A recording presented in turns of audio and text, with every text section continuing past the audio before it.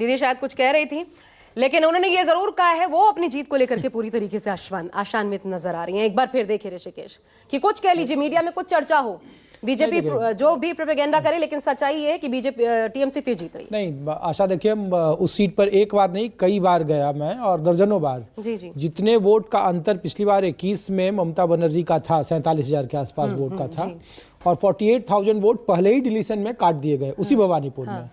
और सुबह से आज जो ममता बनर्जी लगातार सुबह से अलग अलग बूथों पर वो मुआयना कर रही है उसी भवानीपुर में, वो जा रही है, घूम रही है, पूछ रही है कोई दिक्कत तो नहीं है।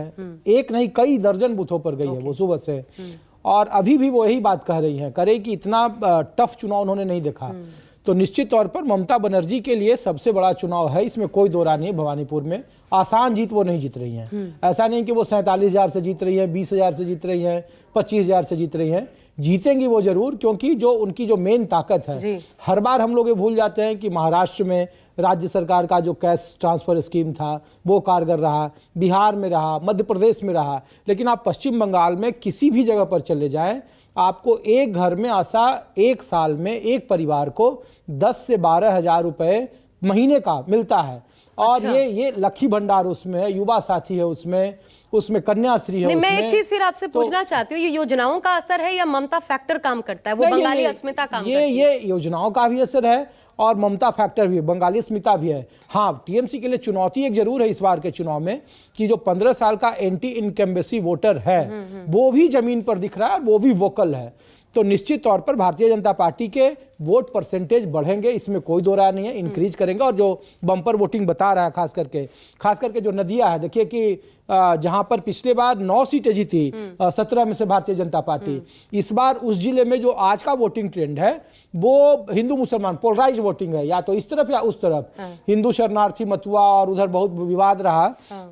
दूसरी जो पूर्वी बर्धमान का इलाका जहाँ पे 84% अब तक 3 बजे तक का आंकड़ा है, वहाँ पे हिंदी भाषी बहुत सारे लोग हैं और एंटी इनकम्बेंसी, क्योंकि देखिए रोजगार को लेकर और इंडस्ट्री को लेकर लोग सबसे ज़्यादा बात करते हैं। अगर आप वहाँ के टीचर से बात करें, अगर वहाँ के कोई एजुकेटेड पर्सन से बात करें, तो आपको ममता बनर्जी के 15 साल के खिलाफ के शासन को वो गिनवाएगा, चाहे उसकी कानून व्यवस्था है, उसका या करप्शन है, ये सब मुद्दे हैं जमीन पर, और इसका सामना कर रही है तृणमूल कांग्रेस। इसीलिए चुनाव आसान नहीं है। मैं एक चीज समझना चाहती हूँ आपसे ऋषिकेश, जमीन पर क्या असर पड़ेगा अब इस चुनाव के बाद? अगर वाकई टीएमसी आती है, जरा ही बताइए बीजेपी आपको कहां खड़ी नजर आएगी? क्योंकि जिन स्थितियों में चुनाव हुआ है, एसआईआर हुआ, जो फोर्सेस लगाई गई वो कभी नहीं हुआ, ये तो कभी और आगे अभी हाल फिलहाल फ्यूचर में होने भी नहीं जा रहा।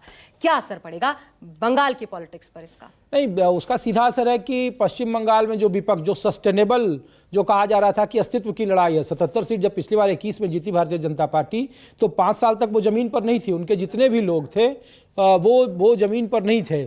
और इसीलिए देखिए कि अब जब चुनाव के ठीक पहले एसआईआर बीजेपी के पक्ष में ज़्यादा हवा मजबूत बना रही है, और ये बात ममता बनर्जी जान रही है। अगर वो विक्ट्री सीन दिखा रही है और वो बार बार करे कि तृणमूल कांग्रेस जीत रही है, तो वो कहीं ना कहीं अपने कार्यकर्ताओं को, अपने वोटरों को, अपने नेताओं को ये कह रही है कि उनका कॉन्फिडेंस उनके साथ रहे, जो डेमोरलाइज हुआ है हाल के दिनों में, चाहे वो पुलिसिया कार्रवाई हो, कटमनी हो, उनके खिलाफ एंटी इनकम्बेंसी हो, जितने भारी भरकम तरीके से भारतीय जनता पार्टी चुनाव लड़ रही है, और बार बार वहाँ के गृह मंत्री की तरफ से कहा जा रहा है देश के कि CAPF है वो 2 महीने रहेगी, सुरक्षा को लेकर आपका कोई खतरा नहीं है।